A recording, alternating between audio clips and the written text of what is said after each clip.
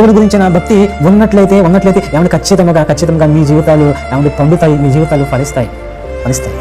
ఫలింపలేని కుటుంబాలుగా ఏమంటే ఒక భయంకరమైన చెడ్డ క్రియలతో, చెడ్డ అలవాట్లతో ఏమంటే అందరూ కూడా చూసి అసహించుకునే స్థితికి దిగజారిపోయింది కుటుంబము అంటే అది భక్తిహీనుల కుటుంబము, అది ముమ్మాటికి భక్తిహీనుల కుటుంబమే అనే సంగతి మనం గ్రహించాలి.